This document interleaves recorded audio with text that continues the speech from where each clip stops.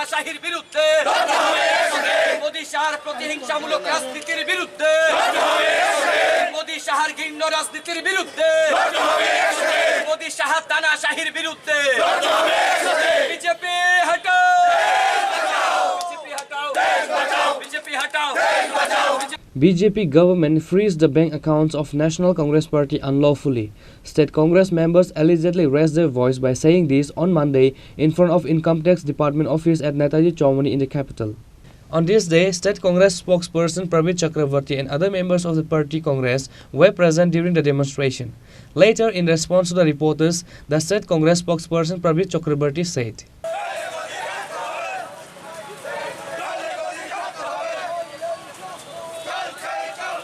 প্রধানত বিষয় হচ্ছে আপনারা দেখেছেন এবং জেনেছেন সবাই যে ভারতবর্ষে বর্তমানে নজিরবিহীন কতগুলি ঘটনা সংঘটিত হচ্ছে।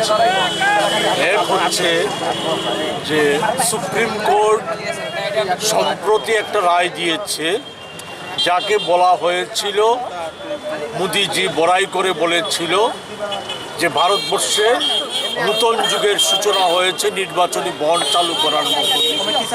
এতে সমস্ত ধরনের দুর্নীতি নাকি নির্মূল করা হবে, অর্থনৈতিক দুর্নীতি যে রাজনৈতিক দলগুলির সাথে নাম যুক্ত হয়ে যায় সেই সমস্ত কিছু দূর করা হবে, এই ঘোষণা মোদিজি দিয়েছে।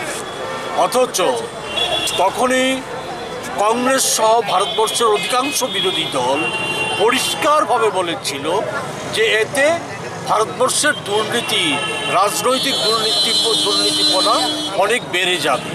কালো টাকা সেখানে সাদা করার একটা পন্থা করে দিয়েছে কেন্দ্রীয় সরকার। সেই জায়গায় দাঁড়িয়ে সেখানে এটা অনৈতিক, এটাকে বরদাস্ত করা যায় না, এটা বাতিল করতে হবে। কিন্তু কেন্দ্রীয় সরকার কর্ণপাত করেনি। তারপর বাধ্য হয়ে কংগ্রেস সহ আরও কয়েকটা রাজনৈতিক দল তারা সুপ্রিম কোর্টে মামলা দায়ের করে। সুপ্রিম কোর্ট পরিষ্কার বলে দে এটা বাতিলযোগ্য, এটা অসংবিধানিক।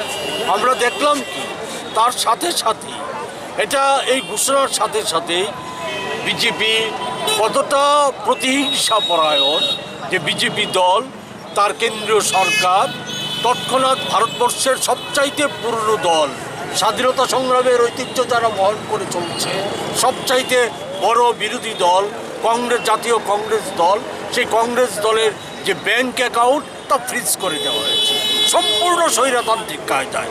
অথচ কংগ্রেস এই দীর্ঘদিন ভারতবর্ষের শাসন ক্ষমতায় ছিল, কেন্দ্রীয় সরকার শাসন ক্ষমতায় ছিল, কখনো রাজনৈতিক কর্মকাণ্ডে এই ধরনের কি আরএসএসি বলুন, বিজেপি বলুন, তাদের বিরুদ্ধে তো নয়, অন্য কোনো রাজনৈতিক দলের বিরুদ্ধে এই ধরনের কোনো ন্যাক্কারজনক আক্রমণ সংগঠিত করেনি।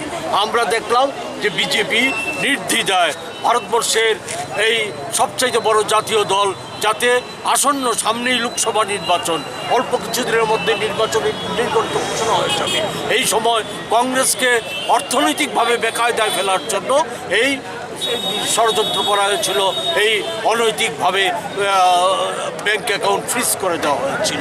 এই সমস্ত কিছুর প্রতিবাদে আমরা দেখছি কৃষকদের সাথে বিশ্বাসঘাতকতা করা হয়েছে, চরম বিশ্বাসঘাতকতা করা হয়েছে। আজও কৃষকদের উপর অবর্ণনীয় আক্রমণ সংঘটিত করা হচ্ছে। এই সমস্ত কিছুর প্রতিবাদে আজকে আমরা সারা রাজ্যব্যাপী রাজ্যের বিভিন্ন জায়গায় আমরা কেন্দ্রীয় সরকারের যে আয়কর দপ্তর, সেই আয়কর দপ্তরের সামনে আমরা এই সমস্ত ঘটনার প্রতিবাদে আমরা বিক্ষোভ প্রদর্শনের কর্মসূচি হাতে নিয়েছি।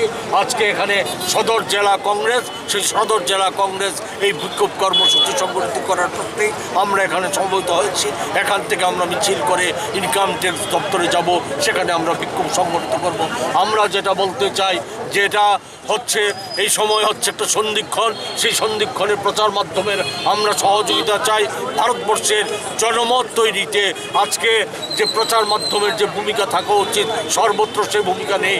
ত্রিপুরায় সেই ভূমিকা প্রচার মাধ্যমের অনেকাংশে আছে। ত্রিপুরায় আমরা যাতে আগামী লোকসভা নির্বাচনে বিজেপিকে সম্পূর্ণভাবে পরাভূত করতে পারি, পরাস্ত করতে পারি, তার জন্য প্রচার মাধ্যম এর ভূমিকার প্রয়োজন। প্রচার মাধ্যম সহযোগিতা করবেন, এই কথা কয়টি বলে আগামী নির্বাচনে এই বিজেপিকে পরাস্ত করতে আমরা গুরুত্বপূর্ণ ভূমিকা প্রচার মাধ্যমের কাছ থেকে আশা করে আমি আমার কথা বলা এখানেই শেষ করছি। নমস্কার। Reported by Amit from Agartala, Chini, Khorang.